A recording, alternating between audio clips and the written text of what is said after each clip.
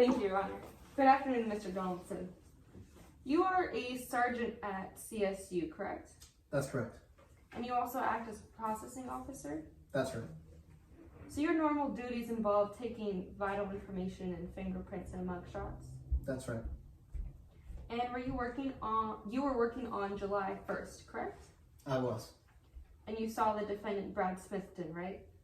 I did. And you remember that he fell when he entered the station, right? Yeah, I saw it on the little television we have in there. Okay. And you don't have a recording of that fall on video, right? No.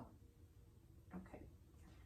And no one, you or anyone else, did not make a report of the fall? No, nobody reported the fall. We just figured no harm, no foul. And it's not regular procedure to fail to interview passengers of a car that's pulled over, right? No, I wouldn't say so. Okay, and it's important for police reports to be accurate, right? Yeah, they very important. Okay, at this time, the defense would like to move into evidence what has been previously marked as Exhibit B. Permission to approach? Granted. Thank you. Mr. Donaldson, do you recognize this? I do. And what is it? It's the lieutenant's police report of the incident on July 1st. And how do you recognize it? Well, I processed it when he gave it to me. Thank you. And at this time, the defense would like to move into evidence Exhibit B. And may the record reflect that it is being shown to the jury.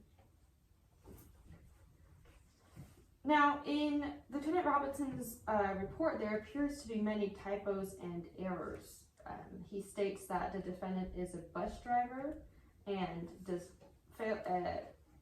that he pulled him over with only one occupant in the vehicle, but there were two. Based on this and your knowledge of his work ethic, you'd say he's clearly not very thorough, is he? I mean, I always considered him thorough. I thought he was very thorough in his investigation. But you've never experienced a report with that a car with two people in it, one arrested, and there was no report of the second person at all? No, I've never experienced a report like that. In fact, it was fraudulent in the fact that he says there was only one person. I don't know if I'd say fraudulent. Maybe he forgot he forgot the other occupant was in there, maybe. Okay, and while Mr. Smithson was at the station, you talked to him, correct? I did. And he had normal speech, correct? He did, for the most part. And there was no fall other than the first alleged fall upon entrance, correct? That's correct. And you recognized that he was wearing some thong flip-flops on his feet? He was, yeah. And it was pretty apparent and obvious to you that he was wearing these thongs? Yeah. Kind of hard to not notice them, right? Yeah, I guess, yeah. And there is no dash cam video of the traffic stop between the lieutenant and Mr. Smithson, correct? No, it got taped over by another officer. Such dash cam video would show that if there was no falling, no stumbling, no wavering, or no slurred speech, right? Yeah, if there was none of that, the dash cam would have showed it. And isn't it department policy to keep such tape? We're supposed to keep tapes if we think that there's evidence on them, but we also have a policy that every Wednesday the tapes are supposed to get deleted if the officer doesn't hold it as evidence. And regarding the nystagmus eye test, it's true that some people can experience eye hesitation regardless of their intoxication levels, right? Yes, that's true. And one of these possibilities would be a lack of sleep, correct?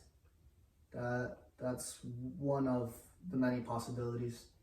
And you or no one that you know of ever asked Brad about his lack or amount of sleep, right? No. Not that I'm aware of. I didn't, at least. I don't know if the other officers that talked to him did. And the lieutenant called Mr. Smithson frat boy, right? He did. Is it company protocol to apply Greek status to a report?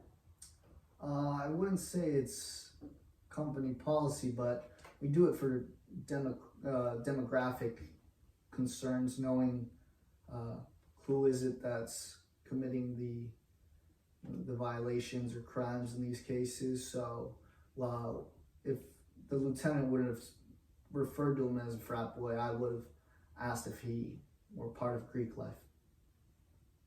But it's Greek status needs to be reported then? It doesn't have to, no, but we do.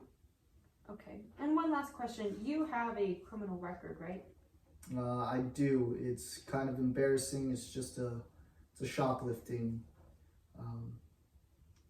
charge that I got when I was very young, very dumb. So yes, I do, and everyone knows about it at the station, and they all make fun of me for it. No further questions, Your Honor.